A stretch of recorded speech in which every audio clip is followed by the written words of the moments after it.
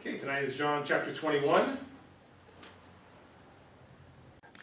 After these things, Jesus showed himself again to the disciples at the Sea of Tiberias, and on this wise showed he himself. There were together Simon Peter, and Thomas called Didymus, and Nathanael of Cana in Galilee, and the sons of Zebedee, and two other of his disciples. Simon Peter saith unto them, I go a-fishing. They say unto him, We also go with thee. They went forth, and entered into a ship immediately, and that night they caught nothing. This particular episode is it's occurring on the shore of the Sea of Tiberias. All right, and so the disciples were going there to go fishing, apparently. All right, and or to go a-fishing, as it says. All right, so they went there to go fishing, and it's listed in the second verse who went. So you see there's Peter, Thomas, Nathanael, the sons of Zebedee. So it includes James and John, the sons of Zebedee, okay, and two other of his disciples, who we're not going to name here. All right. And so what that would lead me to believe is that the ones who were listed are of his 12, right? And so the other ones were just other disciples who were not of the 12, because disciples could be any follower of Jesus. So there were many who were called disciples, but then there were 12 who were the 12, the 12 disciples were the 12 apostles. Right, and so Peter, Thomas, Nathanael, and James and John would all be listed among the 12. Right, and in fact, the mention of Nathanael here, so now I don't necessarily expect you to remember this, but way back in chapter 1, I think it was, where we saw Nathanael mentioned for the first time, I explained to you that many people think he's interchangeable with the person named Bartholomew. Right, who's also mentioned in the Gospels. Now, Bartholomew is listed as an apostle in Matthew, Mark, and Luke. Right, he's not listed at all in John. Now, John doesn't list the 12 apostles per se, but he lists Nathanael by name with the other apostles, and there's other links that would lead people to believe that Nathanael was just another name for Bartholomew. So, again, not that that's a critical point, but just to understand who they're talking about. So in case you would go back to the other Gospels and compare names, and you might see one mismatch in the names. So it would appear that Bartholomew and Nathanael were really the same person. Okay. Now in verse 3, where it says that they went fishing and then they caught nothing, right? And now there's many who believe that really that they were doing what they weren't supposed to be doing right now, the disciples, right? Because Jesus had resurrected, or he was crucified, he resurrected, and so he basically told them, all right, now you're going to represent me, all right? And so one of the first things they did was to go back to doing what they did before they met him, right? That they were fishermen, and so they went back to fishing, right? So it wasn't really the intention. They were supposed to go out and promulgate the gospel, right? But instead they were going to go back to fishing. So therefore, as you see, it says they entered the ship immediately, and that night they caught nothing. All right, so it was an unsuccessful night, because so their work was not blessed, because they were supposed to be doing the other work now. And as we said other times, not that doing your natural labor is a bad thing, but for these 12 in particular, they were called to now a new calling. And remember, they left their nets and followed him. They were on the ship. And he said, follow me, and they left and followed him. So really, they're supposed to still be now doing the work of Christ, and here they were going back to go fishing, and so it wasn't too surprising that they caught nothing.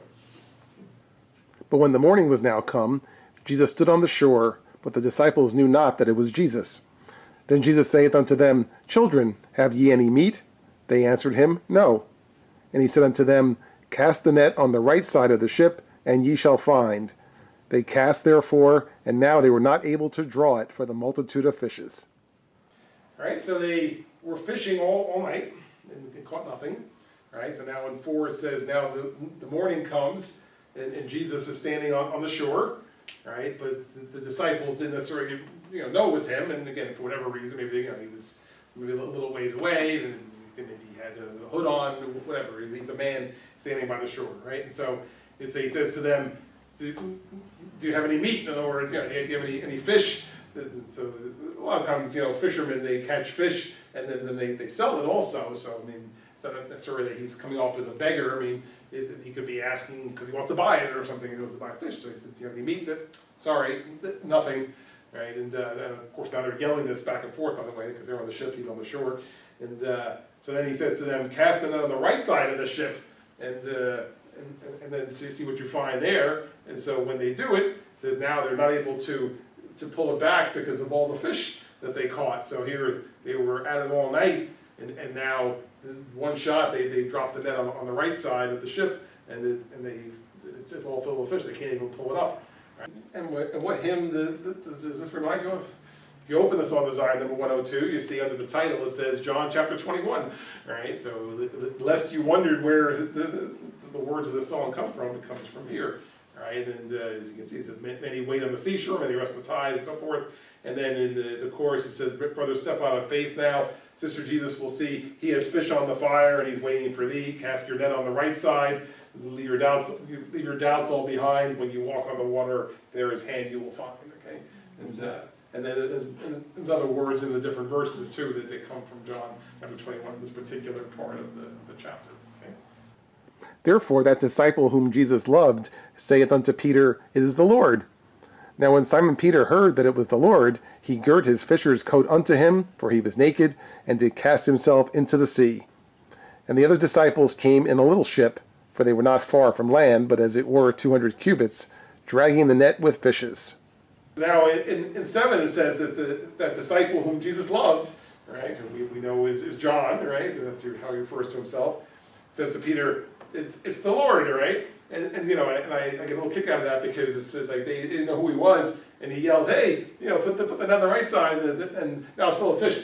Guess who it must be, right? We've seen this trick before, right? Because there was another time when they were catching nothing, and he said to do it in this way, and then they pulled back a whole bunch of fish, all right? So they thought it's Jesus, all right? He's doing it again, telling us how to catch all the fish. This is when Peter heard that, he jumped right in the water to get to the shore as fast as possible to see Jesus. It says now that the other disciples came in a little ship, so I guess there was the big fishing ship, and then the little ship that they went back and forth. So it says they went in the little ship. It says that they were not far from land, as it were 200 cubits, dragging the whole net with the fish.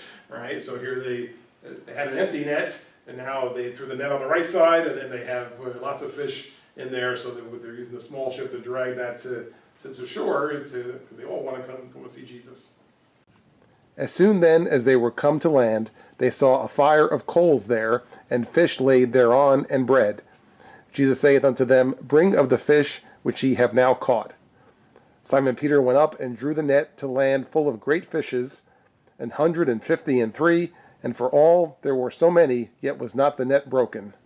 So it would appear that Jesus was preparing for them to eat, right? As you can see, it says there's a fire of coals, and bread is there. So now they put the fish on there. So Jesus says to them, "Bring up the fish which you've now caught." All right, so they're going to have a fish fry. All right, they got the fire going, so they're going to have bread and fish on the fire, and so they're going to eat. They're going to eat together here on the shore. And it is interesting to note that Jesus is still obviously in a resurrected body and is somehow able to eat with them, right? So you would assume the inner part of the body is not the same, but yet he's somehow able to eat with them, and so that leads us to believe that even as a resurrected person you can do certain things that it's not necessarily just a ghost or a spirit floating around. He had a body. He could see. He was a resurrected body. You can see the holes in his hands and so forth, and yet he was able to eat with them. Of course, and that just gives you the count. It says that it's 153 fish, and yet the net didn't even break. Right? It probably wasn't meant to hold that many fish, but it was overflowing because they couldn't even pull it up. But yet they pulled it with the fish, and the net didn't break. Jesus saith unto them, Come and dine. And none of the disciples durst ask him, Who art thou? Knowing that it was the Lord. Jesus then cometh and taketh bread and giveth them, and fish likewise. This is now the third time that Jesus showed himself to his disciples after that he was risen from the dead. And what hymn does this remind you of? If you would open to number 127, the Saints Hymnal, the title is Come and Dine. And right under Come and Dine, it says John chapter 21, verse 12. All right, so then it tells you exactly where it came from. right? And so as you know the chorus, we sing it here often, come and dine, the master calleth, come and dine. You may feast at Jesus' table all the time. He who fed the multitude, turned the water into wine, to the hungry calleth now, come and dine, right? So it's come and dine, and it goes with this hymn, that's where it comes from. And so you see what's said there now, where Jesus says, come and dine, all right? It says none of the disciples even had to ask, who are you by this point, because they knew who it was. There's only one person who could have miraculously made all the fish appear and was all prepared for them to come and eat, all right? And so he says Jesus came, took bread and fish and so forth, and now it says that this is the third time that Jesus had appeared to them, right? The other two times being in the previous chapter, right, where he first came and appeared to them after his resurrection, and then came back a second time, so Thomas could see him, right? So now this is the third time that he's appearing to them. So when they had dined, Jesus saith to Simon Peter, Simon, son of Jonas, lovest thou me more than these? He saith unto him, Yea, Lord, thou knowest that I love thee. He saith unto him, Feed my lambs. He saith to him again the second time, Simon, son of Jonas, lovest thou me? He saith unto him, Yea, Lord, thou knowest that I love thee. He saith unto him, Feed my sheep. He saith unto him the third time, Simon, son of Jonas, lovest thou me? Peter was grieved because he said unto him the third time, Lovest thou me? And he said unto him, Lord, thou knowest all things. Thou knowest that I love thee. Jesus saith unto him, Feed my sheep. Does this part remind you of a hymn? This past Sunday, we had number 28 called in the Levittown favorites. The title is "Lovest Thou Me," right? And the chorus goes, "Lovest Thou me more than these, my child? What will your answer be? Oh, precious Lord, I love thee more than all these things, more than fame, more than wealth, more than the world." Right? So this hymn is also based on John chapter 21. Okay, so this is the third hymn that we're aware of that's based on John chapter 21. So you can see it was a popular chapter for coming up with hymns. These particular verses, this particular episode with Jesus asking Peter, "Lovest thou me?" All right, this is one that's often preached on and taught on and so forth, and different people ask different questions about it. Okay, so I'll give you the basics of it first, and then we'll ask a couple questions. All right. So what you're basically seeing, of course, is Jesus says to Peter, "Do you love me more?" It says more than these, and usually that's thought to mean like looking at, say, the bread, the fish, the whole thing that's around. Do you love me more than these?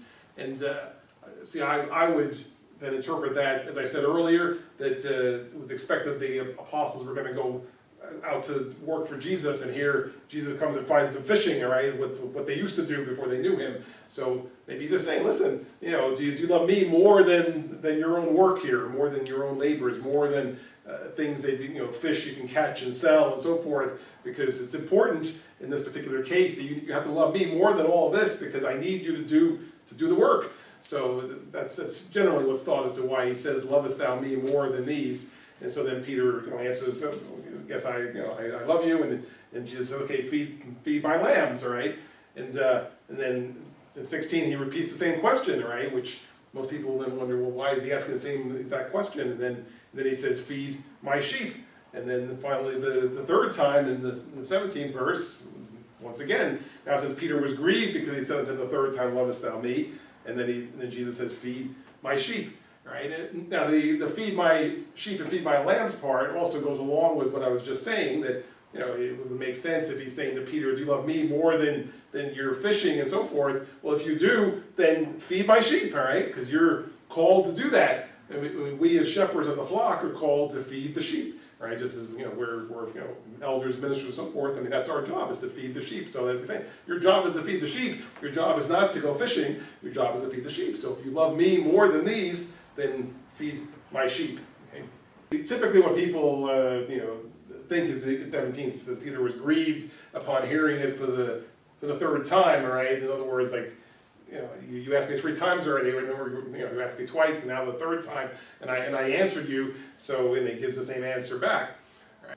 Now, I mean, some people have guessed, and this is purely a guess, and I don't really agree with this guess. All right. That some people have said that well, he asked him 3 times because Peter denied him 3 times, right? So in other words, it was like, so we'll reinforce that thing, that 3 times thing, right? Yeah, like I said, I don't agree with that, right? But some people have said that that's why I asked him 3 times, right? Let me give you what I'm pretty sure is the, it's not the 3 is the magic number, but I'm going to tell you something that'll make sense of this, all right? See, the words that we read, of course, when Jesus was there speaking to Peter, what language were they speaking? They were speaking in Aramaic, and then the New Testament was originally written in Greek, right, which was a translation of that, right? And now we have an English version that's a translation of that, right? So in a lot of cases, words are translated. You may have different words that kind of get translated to the same word in English, and then you may not realize that the original word was different in some cases. Now, like I said, a lot of people read a lot into a lot of stuff with the Greek translation of the word. I don't get that deep into it, but in this case, I did look up what these words were supposed to be, and it does kind of cast some light on it. Right, so here we go. Right, the words for love. There's 2 different meanings of love that are at play in these verses. Right, when Jesus asked Peter the first time, "Lovest thou me more than these?" Right, the kind of love he was referring to would be that all-encompassing sacrificial love was kind of known as agape was the word I was trying to come up with. Yeah, that's the term, but yeah, it stands for like an unconditional kind of love, which would make sense based on what he's asking. Do you love me more than everything? In other words, how much do you love me, right? Do you love me more than all of these? So that's the kind of love that he was asking him. Peter, do you love me that much? But now the word that Peter used for love was not the same as the word Jesus used for love.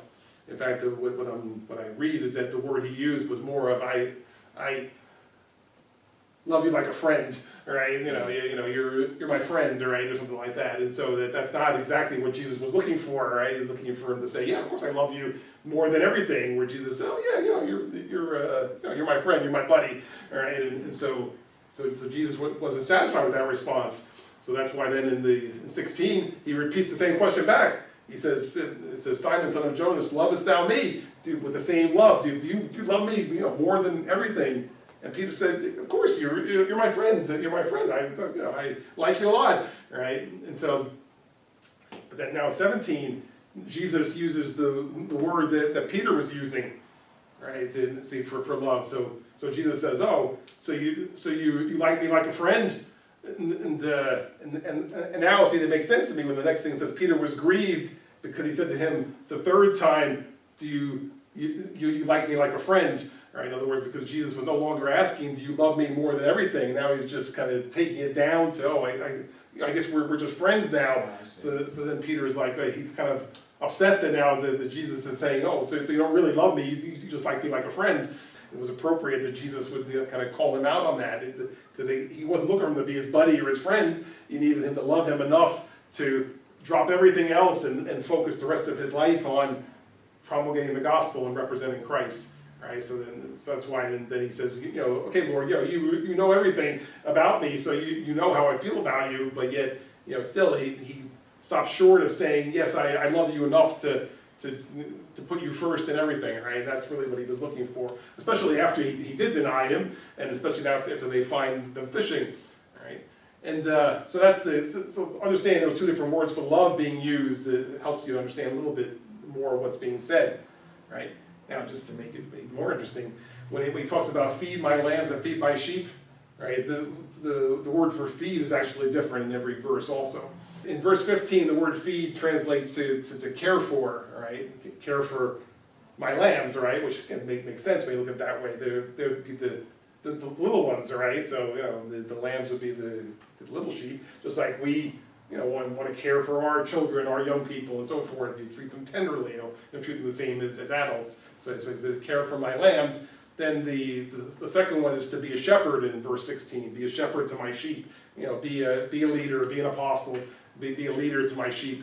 And then in 17, it puts them both together. So it says, for all my people, care for them and be a shepherd to my sheep. So in other words, he's giving him more and more instruction, even in the feed my lamb, feed my sheep part, to say what he wants him to do. Because that's why I'm asking you. I'm asking you if you love me enough to do this, to care for the lambs, to feed the sheep, to sacrifice everything to do what I've commissioned you to do. All right, so it was a very important exchange, right? But like I said, it wasn't just about say it 3 times because something else happened 3 times, or just keep saying it until he gets it. You know, he was asking different kinds of questions and getting different kinds of answers and giving different kinds of instruction. And so by the end, Peter should have understood what was expected of him. I need you to love me enough to put me first and to do this for me now, do this for the cause of Christ.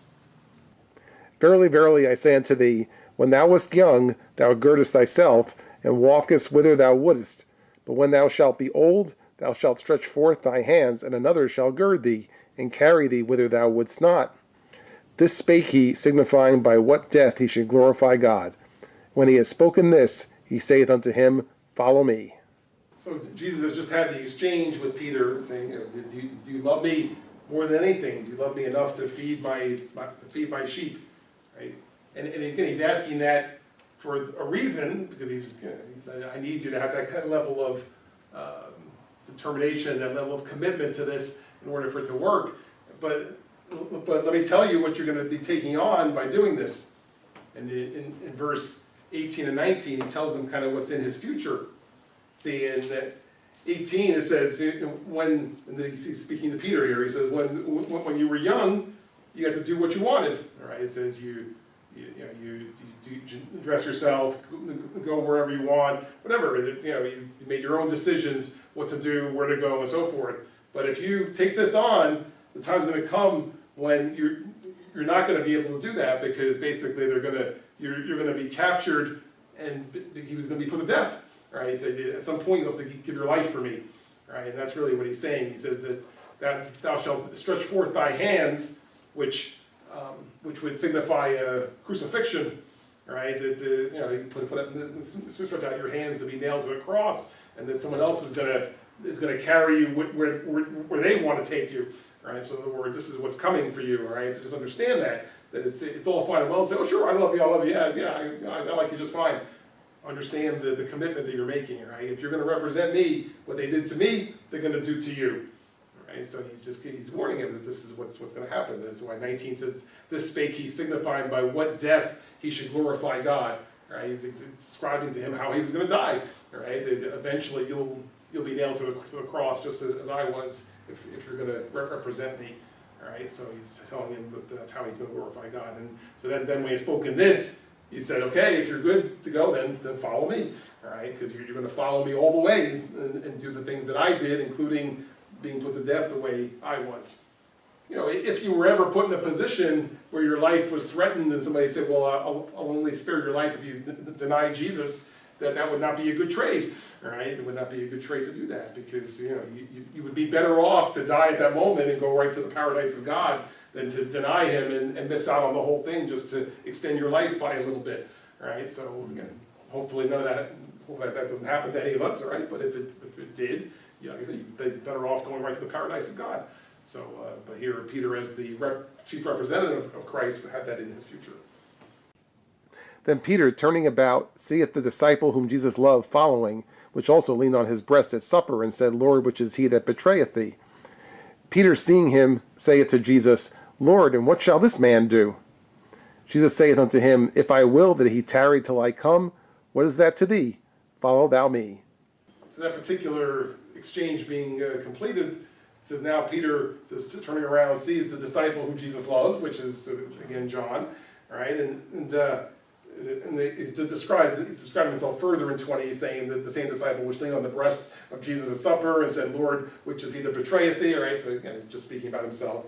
So now Peter, seeing him, says to Jesus, Lord, what shall this man do? All right, all of a sudden he's interested in, well, what are you going to do with John? Perhaps that's different than what you're going to do with the rest of us, because he just told him he's going to die. He just told Peter, you're going to die eventually. So he said, well, what about him? And then so Jesus says, if I will that he tarry till I come, what is that to thee? In other words, if I decide that he's going to stay around until I come back again, that's up to me, right? So what's it to you how I treat him? I just told you what's going to happen for you and what you need to do. And that's why he says, follow thou me. All right, don't worry about what's happening with him.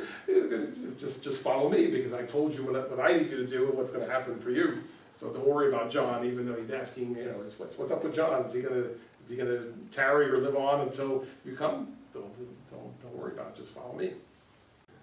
Then went this saying abroad among the brethren, that disciple should not die. Yet Jesus said not unto him, he shall not die. But if I will that he tarry till I come, what is that to thee? This is the disciple which testifieth of these things, and wrote these things, and we know that his testimony is true. And there are also many other things which Jesus did, the which if they should be written every one, I suppose that even the world itself could not contain the books that should be written. Amen. Based on what was said in 22, right, where Jesus said, if I want to keep him around till I come again, what's that to you? So you see in 23 it says then with this saying abroad among the brethren, basically started the rumor, right? Because upon hearing that conversation, it started the rumor that John's not going to die, right? I mean, Jesus said John's not going to die, so therefore he's not going to die. So it started the rumor. But it's being clarified here. It says Jesus didn't say that.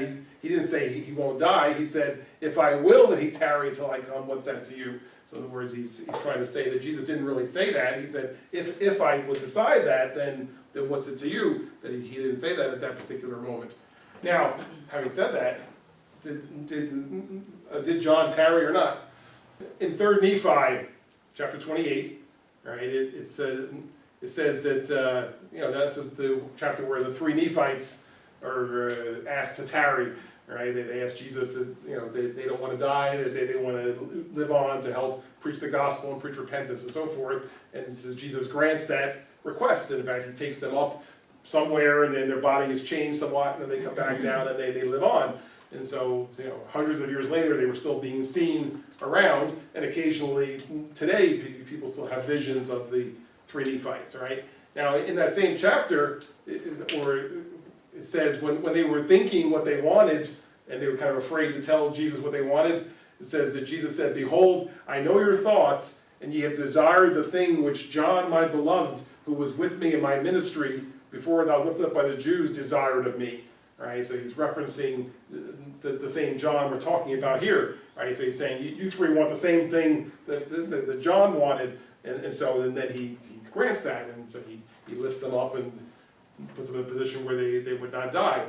Right? So that's our general belief also, is that John did live on as well as the 3 Nephites. Right? Now, having said that, right, as I was looking at it closer, though, I mean, it does leave a little room for interpretation there, right? Because when I was looking at the verse, it says, you, the 3 Nephites, have desired of me the same thing that John desired of me. And that's all he says, right? So actually, it doesn't say even there that he granted it. He said that John wanted that, right? But I mean, it's our belief and understanding that was granted also. And again, why mention it in 3rd Nephi if it wasn't going to be granted, if it wasn't a good example. But like I said, if you read what was said, it didn't actually say that he was granted that. It just said he desired of it. But yeah, it's our understanding that he did receive that. And as I mentioned in 3rd Nephi, the 3 disciples were taken up and their bodies were changed, so you would assume the same would have had to have been done to John if he was going to stay around, because otherwise your body ages and obviously you would not live on, you would eventually die. So the answer is probably John lived on. The best we can tell, it is our belief that he did. So just finishing it up now, of course, so in 24 it says that this is the disciple which testified of these things, all right, because again, he's talking about a disciple who Jesus loved, who's going to tarry, and so so just in case you didn't know who it was, all along we said we knew who it was, right? But here in 24, it tells you who it was, right? So, but just in case you didn't know who that was, who I'm talking about is the same one who's writing the story, right? Which therefore would be him. So, and we know that his testimony is true, right? So because of course again it's him writing it. And then finally 25 to finish the whole book. He says, I've written what I've written, and there's many other things which Jesus did, which I could have written about. And if I tried to write every single thing Jesus did, he says probably the whole world wouldn't be able to contain all the books that would have to be written to tell all the things that Jesus did. Right? So he's just trying to point out that this is just what he thought he could put into a book, and it wasn't an all-encompassing, every single thing Jesus did book, but the things that he thought were important. Whereas we said in other times, things that maybe were not covered in the other Gospels, so he included them here so we would have a record of those that we could read about also. Okay, so that's the Gospel of John, and as we said, it's the main purpose is to help people to believe in Jesus, and so that's why the things that he pointed out were things that would help people believe in Jesus, and in reading it, we can believe in Jesus too.